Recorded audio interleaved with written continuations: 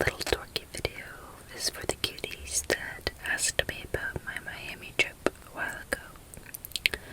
I hope you enjoy it.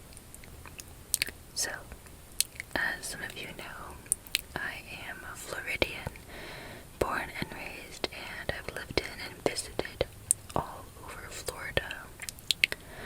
I just never been to Miami for some reason, and so my family and I decided to meet up there and check it out finally, because why the heck not?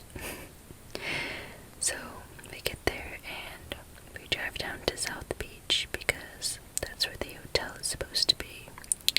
When we do get there, it is not a hotel. I don't even think I'd consider it a motel. It was sketchy, with the capital sketch, and it smelled like pee. And there was a hobo blocking the elevator door to our room, so we ended up just getting a completely different hotel, more inland. And according to locals, that's apparently the way to go when it comes to visiting Miami, so keep that in mind if you do.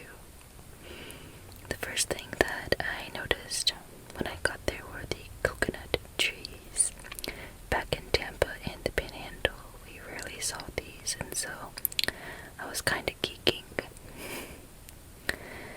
This was my first time at the Atlantic Ocean also, and growing up on the Gulf of Mexico, I always heard that the Atlantic was so much colder, and so I was a little hesitant about jumping in, but I did anyway. And OMG, you guys, the lies. That water felt so good, like a nice warm salty bath, and I wanted to spend all night in there, but you know, night is when the sharks come out, and I'm quite fond of all my limbs, so we just turned in for the night and got some well-needed rest instead. The next morning, though, we set out for our next adventure and headed to Little Havana, despite the bipolar Floridian weather.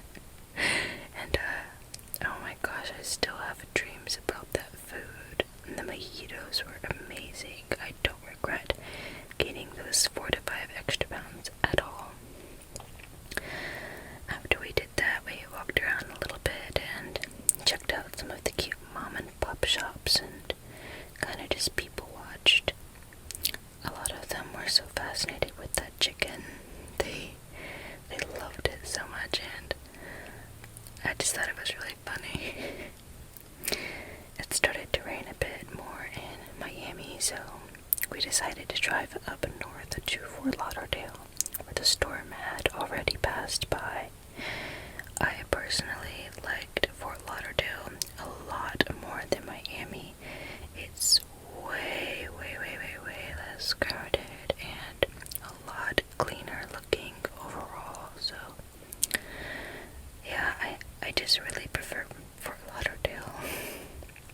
Anyway, I found this random rock here on the shoreline, and I decided to have a mini photo shoot with it, right? Well, that's only because I thought that the beach was empty. It wasn't empty, and the lifeguard tower directly in front of us was full of lifeguards, and they saw the whole thing. I was so embarrassed.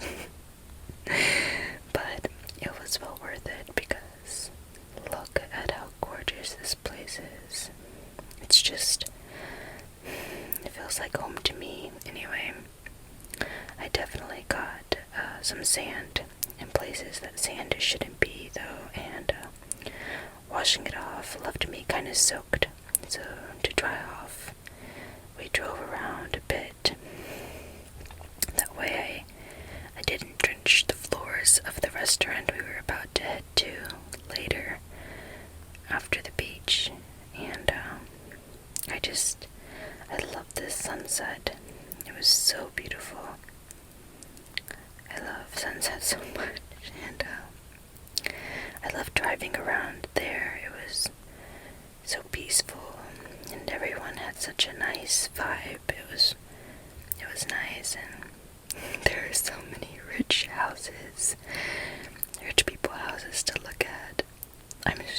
some of these homes like were well over a few million, and I wanted so bad to go around and ask every one of them what they did for a living, and maybe ask them to teach me their ways. Make me an apprentice or something, I don't know. Anyway, we ended up going to this Brazilian steakhouse after, and it was thebomb.com. I love steakhouses and everything that has to do with grilling, steak, meat. I am all about. I'm sorry to you vegans or you vegetarians out there, but it was so good.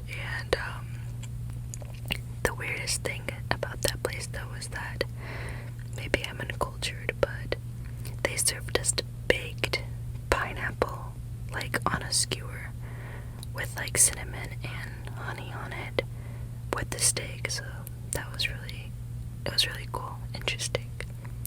Anyway, the next day after that night was a manatee day. Oh, here's me being a crackhead, I'm sorry.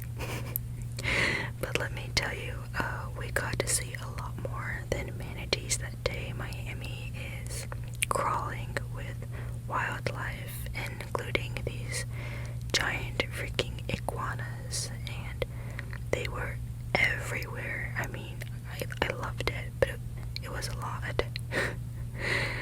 I also made friends with this one-eyed hobo cat that I named Pudding.